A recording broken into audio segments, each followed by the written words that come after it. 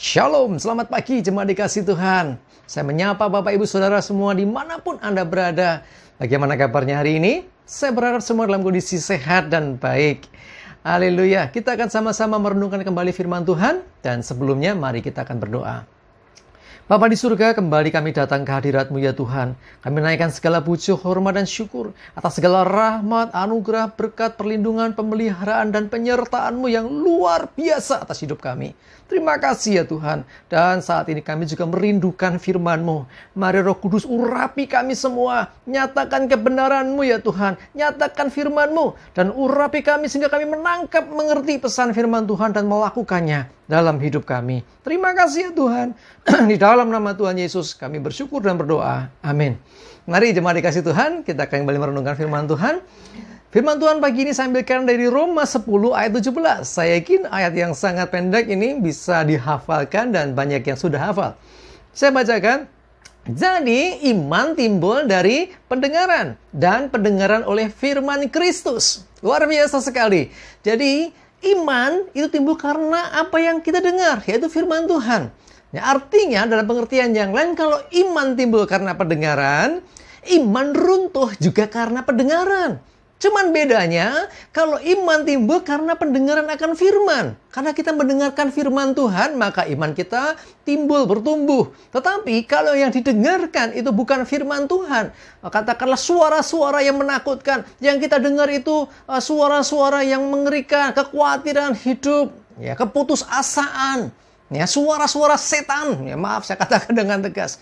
Ya, jadi itu akan meruntuhkan iman kita. Iman kita nggak akan bertumbuh. Sebaliknya yang timbul adalah kekhawatiran, ketakutan, kecemasan. Itu yang terjadi.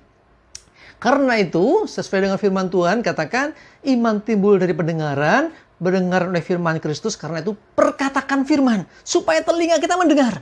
Ya, dengarkan firman Tuhan, supaya iman kita bertumbuh. Ini penting untuk kita kerjakan dalam hidup kita. Ya, coba lihat. Kalau saya katakan tadi, iman timbul karena pendengaran, iman runtuh juga karena pendengaran. Kita lihat dalam 1 Raja-Raja 19 ayat 1 sampai yang keempat. Saya bacakan.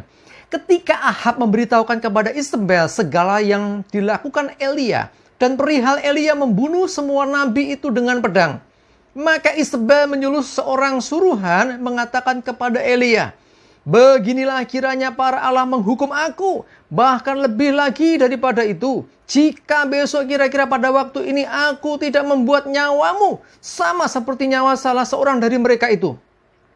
Maka takutlah ia, lalu bangkit dan pergi, menyelamatkan nyawanya. Dan setelah sampai ke Beersheba, yang termasuk wilayah Yehuda, ia meninggalkan bujangnya di sana. Tetapi ia sendiri masuk ke padang gurun sehari perjalanan jauhnya. Lalu duduk di bawah sebuah pohon arar. Kemudian ia ingin mati, katanya. "Cukuplah itu sekarang ya Tuhan, ambillah nyawaku, sebab aku ini tidak lebih baik daripada nenek moyangku." Seorang Elia, nabi Tuhan yang luar biasa. Kenapa luar biasa? Sebelum sampai di kisah ini, Elia baru saja membunuh 450 nabi Baal. Ya, di Gunung Karmel. Ceritanya di Gunung Karmel ada demonstrasi kuasa Allah. Yang 450 nabi itu mencoba memanggil Allahnya atau Dewa Baal, tetapi tidak pernah menyatakan kuasa karena memang nggak ada kuasanya. Sementara Elia, ketika dia memberikan korban, terjadi mujizat, ada api Tuhan dan seterusnya. Singkat cerita, 450 nabi Baal itu semuanya dibunuh. Nah, itu hebat sekali. Habis itu belum selesai kisahnya. Nanti dikisahkan bahwa Elia akhirnya berdoa juga, minta hujan. Ya, doanya kalau langsung turunlah hujan gitu enggak, ya. Walaupun di mungkin kita mengiranya, wah, nabi yang luar biasa ini mesti doanya mandi sekali langsung jadi, enggak. Dia sampai 7 kali bersujud, ya, baru ada awan selebar telapak tangan dan mujizat akhirnya terjadi, yaitu hujan lebat. Oke. Terlepas dari itu, yang luar biasa dari seorang Elia ini, ya kan, luar biasa, bisa menghabisi 450 nabi Baal, nggak gampang. Ya, juga dia bikin hujan bisa turun kembali, itu sesuatu yang luar biasa. Tetapi setelah itu, ya, ini terjadi kisah yang mengerikan. Ya, berita tentang 450 nabi Baal yang dibunuh itu sampai kepada Isabel. Isabel marah. Ya, perhatikan, setelah Isabel marah, Isabel mengutus utusan menyampaikan pesan yang inti pesannya adalah mengancam Elia. Ya, dia bersumpah bahwa besok Elia bakal mati. Seperti salah satu dari Nabi Baal itu. Kurang lebih seperti itu pesannya. Saudaraku dikasih Tuhan, Elia tidak berhadapan langsung dengan Isabel. Hanya dengar pesannya. Lalu apa yang terjadi dengan Elia? Elia ketakutan luar biasa. Dia sampai pergi ke padang gurun. Sehari perjalanannya meninggalkan bujangnya. Dan di situ dia berkata, aku mau mati saja. Ambillah nyawaku. Aku tidak lebih baik daripada nenek moyangku. Kenapa? Ketakutan yang luar biasa. Karena apa? Didengarnya berita buruk. Didengarnya kabar yang mengancam hidupnya. Saudara dikasih Tuhan. Kalau yang kita dengar kabar baik, yaitu firman Tuhan, yang kita dengar maka iman timbul. Kalau yang didengar itu kabar buruk, suara si jahat, suara intimidasi, suara setan, suara Isabel kalau di dalam kisah ini. Yang timbul apa kemudian? Elia, nabi Tuhan yang luar biasa itu, ketakutan bahkan pengen mati saja. Ini kok bisa berbalik dengan apa yang dilakukan sebelumnya? Karena apa? Pendengaran. Hati-hati dengan pendengaran kita. Bapak Ibu sudah dikasih Tuhan, hari-hari ini ya kita banyak mendengar kabar. Kalau mendengar kabar gitu seringkali bayangan dengan telinga. Sekarang mendengar kabar dengan mata.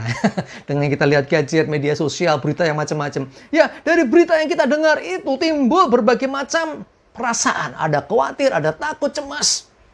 Tapi hari ini saya mengingatkan kita semua. Kalau engkau mendengar kabar yang tidak baik di luar sana, dengarlah kabar baik yang dari Tuhan. Karena Tuhan merancangkan yang baik. Sekalipun mungkin berita buruk, bakal berita hoax beredar di mana-mana. Firman Tuhan, kebenaran. Jangan ikuti hoax. Banyak orang hoax itu didengerin, akhirnya jadi khawatir. Jangan-jangan benar ya, jangan-jangan begini ya. Sekarang cari yang pasti-pasti saja. Firman Tuhan yang adalah kebenaran. Kalau Bapak Ibu sudah merenungkannya, mengikuti firman-Nya, melakukannya, maka timbul iman, timbul kekuatan. Sehingga kita bisa melewati setiap tantangan, setiap pergumulan dan berkemenangan. Ya, janji Tuhan jelas bahwa Tuhan memberikan hari depan yang penuh pengharapan buat kita semua. Ayo jangan takut dengan apa yang kau dengar di luar. Sekarang perbanyak dengar firman-Nya. Firman Tuhan, suara Tuhan, kebenaran yang akan memerdekakan kita dan menguatkan kita. Menumbuhkan iman kita. Amin. Kita berdoa. Bapa di surga, terima kasih Tuhan. Kami belajar Tuhan untuk bisa kami memilah, lebih memilih untuk kami mendengarkan firman-Mu lebih daripada mendengarkan kabar dunia. Berita-berita hoax, berita-berita menakutkan sering kami dengar. Tapi hari ini Tuhan, kami mau sadari bahwa firman-Mu lah yang menimbulkan iman buat kami. Kami mau Tuhan, firman-Mu lebih daripada berita-berita buruk yang lainnya. Terima kasih ya Tuhan. Serahkan hidup kami, pimpin kami ya Tuhan. Lindungi dari mara bahaya, termasuk dari virus corona. Aman selamat dalam berkat dan perlindungan Tuhan. Terima kasih. Dalam nama Tuhan Yesus, kami bersyukur dan berdoa. Amin. Mari jemaat dikasih Tuhan, terus teguhkan iman dan pengharapan di dalam Tuhan. Semangat terus, Tuhan Yesus memberkati kita semua. Amin.